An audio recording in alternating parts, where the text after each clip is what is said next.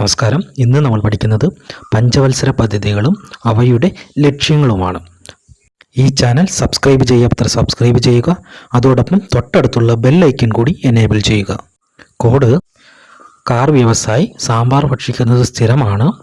ദാരിദ്ര്യം മാറ്റാൻ കാവ്യയുടെ അടിസ്ഥാന സൗകര്യങ്ങൾ ആധുനികവൽക്കരിക്കാൻ മാനത്തേക്ക് നോക്കി ഗ്രാമീണർ. മൂലത്തിൽ മുഴുവൻ ജനങ്ങളും കുത്തി. അടുത്തത് ഒന്നാം പഞ്ചവത്സര പദ്ധതി. കാർ വ്യവസായിലെ കാർ എന്ന് വെച്ചാൽ കാർഷിക മേഖലയുടെ സമഗ്ര വികസനം, അതാണ് കാർ. അടുത്തത് വ്യവസായി രണ്ടാം പഞ്ചവത്സര പദ്ധതി. വ്യാവസായിക വികസനം, രണ്ടാം പഞ്ചവത്സര പദ്ധതി വ്യാവസായിക വികസനം. പിന്നെ സാമ്പാർ ഭക്ഷിക്കുന്നത് സ്ഥിരമാണ്. സാമ്പാർ ഭക്ഷിക്കുന്നത് എന്ന് വെച്ചാൽ സമ്പദ്ഘടനയുടെ സ്വയം പര്യാപ്തത. ഭക്ഷിക്കുക എന്ന് വെച്ചാൽ ഭക്ഷ്യ സ്വയം പര്യാപ്തത. അപ്പം സാമ്പാർ ഭക്ഷിക്കുന്നത് എന്ന് പറഞ്ഞാൽ മൂന്നാം പഞ്ചവത്സര പദ്ധതിയാണ്. സമ്പദ്ഘടനയുടെ സ്വയം പര്യാപ്തത, ഭക്ഷ്യ സ്വയം പര്യാപ്തത. പിന്നെ സ്ഥിരമാണെന്ന് പറഞ്ഞാൽ നാലാം പഞ്ചവത്സര പദ്ധതി. സ്ഥിരതയോടുകൂടിയ വളർച്ച, അതോടൊപ്പം സ്വാശ്രയത്വം എന്നും കൂടി പഠിക്കണം. നാലാം പഞ്ചവത്സര പദ്ധതി സ്ഥിരതയോടുകൂടിയ വളർച്ച, സ്വാശ്രയത്വം. പിന്നെ അടുത്തത് ദാരിദ്ര്യം. അഞ്ചാം പഞ്ചവത്സര പദ്ധതി ദാരിദ്ര്യ നിർമ്മാർജ്ജനം. അടുത്തത് കാവ്യയുടെ അടിസ്ഥാന സൗകര്യങ്ങൾ. കാവ്യ എന്ന് പറഞ്ഞാൽ എന്നാൽ കാർഷിക, എന്നാൽ വ്യാവസായിക. കാർഷിക വ്യാവസായിക മേഖലകളുടെ അടിസ്ഥാന സൗകര്യങ്ങൾ മെച്ചപ്പെടുത്തൽ, അതാണ് കാവ്യയുടെ അടിസ്ഥാന സൗകര്യങ്ങൾ. അത് ആറാം പഞ്ചവത്സര പദ്ധതി. ഏഴാം പഞ്ചവത്സര പദ്ധതി എന്താണ്? ആധുനികവൽക്കരണം. കാവ്യയുടെ അടിസ്ഥാന സൗകര്യങ്ങൾ ആധുനികവൽക്കരണം. അപ്പം ആധുനികവൽക്കരണം ഏഴാം പഞ്ചവത്സര പദ്ധതിയുമായിട്ട് ആധുനികവൽക്കരണം. അതോടൊപ്പം തൊഴിലവസരങ്ങളുടെ വർധനവും, അതും ആധുനികവൽക്കരണവുമായി ബന്ധപ്പെട്ടതാണ്. ആധുനികവൽക്കരണം വരുമ്പോൾ യന്ത്രവൽക്കരിക്കുമ്പോൾ തൊഴിലവസരങ്ങൾ കുറയും. അപ്പോൾ ഓർക്കുക, തൊഴിൽ അവസരങ്ങളുടെ വർധനവും ഈ ഏഴാം പഞ്ചവത്സര പദ്ധതിയുടെ ലക്ഷ്യമാണ്. എട്ടാം പഞ്ചവത്സരത്തിൽ മാനത്തേക്ക് നോക്കി എന്നാണ്. അപ്പോൾ മാനത്തേക്ക് നോക്കി എന്ന് പറഞ്ഞാൽ മാനവശേഷി വികസനം, അത് എട്ടാം പഞ്ചവത്സര പദ്ധതി. ആരാണ് മാനത്തേക്ക് നോക്കിയത്? ഗ്രാമീണർ.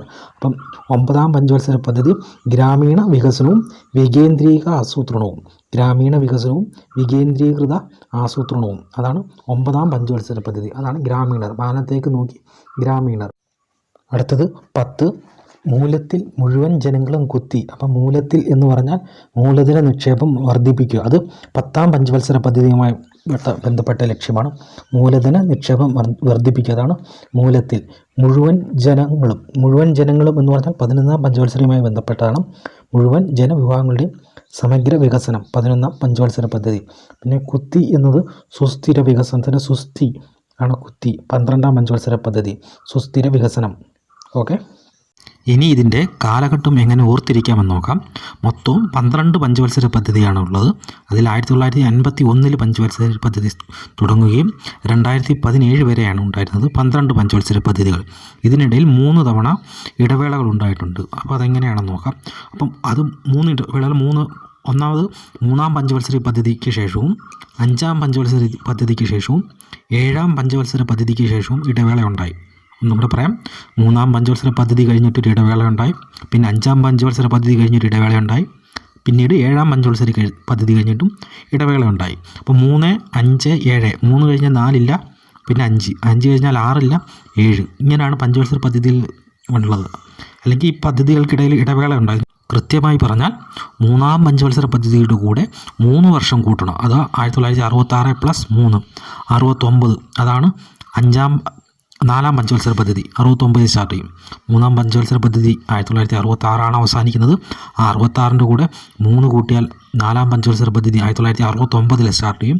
അതുപോലെ തന്നെ അടുത്ത 6ാം പഞ്ചവത്സര പദ്ധതി തുടങ്ങുന്നത് 5ാം പഞ്ചവത്സര കഴിഞ്ഞിട്ട് 1 വർഷത്തെ ഇടവേള ഉണ്ടാവും. അതാണ് 79ലാണ് 5ാം പഞ്ചവത്സര പദ്ധതി അവസാനിക്കുന്നത്. ആ 79 + 1 കൂട്ടണം. 5ാം പഞ്ചവത്സര പദ്ധതിയുടെ കൂടെ 1. 1979 + 1 80.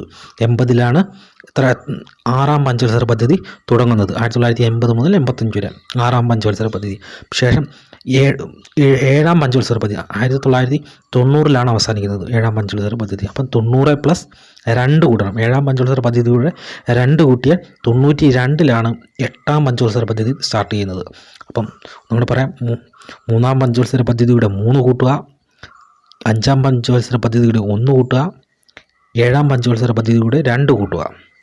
ഓക്കെ, 1951 പഞ്ചവത്സര പദ്ധതി തുടങ്ങി 2017 അവസാനിക്കുന്ന 12 പഞ്ചവത്സര പദ്ധതികളാണ് ഉണ്ടായിരുന്നത്. അതിൽ 3-ാം പഞ്ചവത്സര പദ്ധതി കഴിഞ്ഞിട്ടും 5-ാം പഞ്ചവത്സര പദ്ധതി കഴിഞ്ഞിട്ടും 7-ാം പഞ്ചവത്സര പദ്ധതി കഴിഞ്ഞിട്ടും ഇടവേളകളുണ്ടായി. അത് 1, 2, 3 എന്ന ഓർഡറിലല്ല ഇടവേള ഉണ്ടായത്.